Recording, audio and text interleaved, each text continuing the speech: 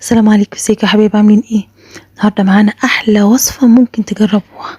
معانا بسكوت السمسم. بسكوت السمسم ده تحفه في الاعياد، في المناسبات، في عيد الميلاد، في كريسماس. نسمي اللون والمقادير: 3 كوبايات دقيق، 3/4 كوبايه سكر، 3/4 كوبايه زيت، كوبايه ميه، معلقه صغيره بيكنج بودر، معلقه صغيره رشه فانيليا صغيره، وبيضه للوجه، ودي بيضه للعجينه، وسمسم حوالي نص كوبايه. هنبدأ كده نحط المقادير كلها على بعضها. دي ننزل عليه بالسكر، هننزل عليه بالبيضة، نحط بعد كده الفانيليا والبيكنج باودر، ونحط 3 معالق سمسم على الدقيق، والباقي هنسيبه للوش. ونحط الزيت 3/4 كوباية زيت. بس كده نقلب كله بقى في بعض وندعكه، نفركه كده بايدينا لغايه ما الزيت دي يمتص الزيت كله، والمقادير كلها تختلط مع بعضها. زي ما شايفين كده لازم يتفرك كويس. بسكوتة بتبقى طعمة وناعمة وفي منتهى الجمال.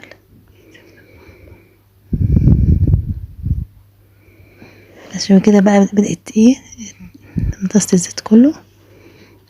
بسكوت خفيف جدا، طبعا معمول بالزيت، مش اخف من كده، ومقرمش تحفة تحفة. لو عملتيه ولادك هيطلبوا منك باستمرار. بعد كده ننزل بكوباية المية بالتدريج.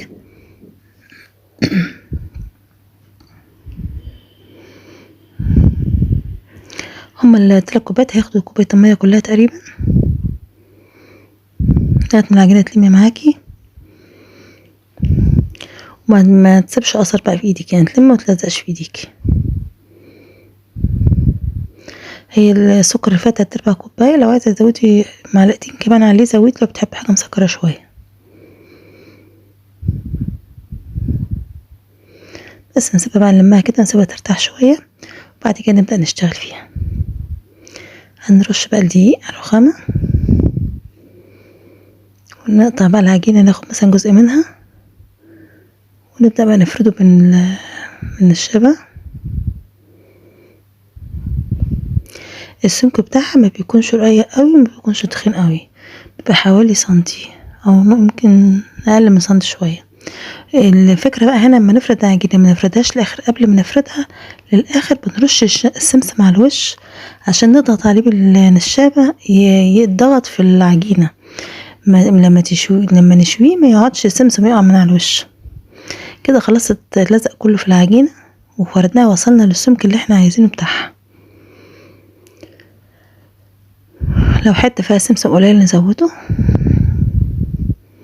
السمسم ده يا جماعه بنكون محمصينه على النار حوالي 3-4 دقايق كده، مبقاش سمسم يعني مبقاش نيه قوي، عشان يدي طعم حلو. نقطعها بقى بالاشكال اللي انتوا عايزينها، قلوب، دواير، ممكن تقطعها بالسكينه مربعات، زي ما انت عايزه، اي شكل عندك تقطعي بيها. البواقي بقى اللي بتطلع من بينهم طبعا ده مرشوش عليها سمسم، لما عجينه مع العجينه خساره. حتى الزوايد اللي بتطلع دي بناخدها نحطها في صينيه لوحدها وبنشويها، بتبقى تحفه وطعمه، ممكن تاكلها كمان قبل الاشكال التانية. السمسم يا جماعه بيديها طعم فظيع.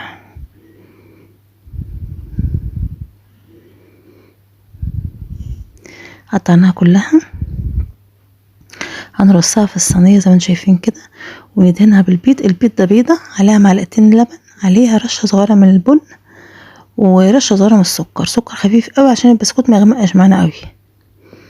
وندهن الوش زي ما انتم شايفين كده، وندخلها الفرن في الفرن من تحت لغايه ما تستوي. وبعدين بنطلعها، ممكن حاجه بس تحت الشوايه، وممكن ما تحتاجش طبعا ما انت عايز تحميرك بس. وبتخرجيها، هي ما بتطلبش في الفرن، بتاخدش دقايق، بنبقى واقفين قدامه بنتابعها باستمرار لغايه ما تعرفي نظامها ايه. في الاخر طلع بسكوت التحفه ده، ان شاء الله جربوه ويعجبكم.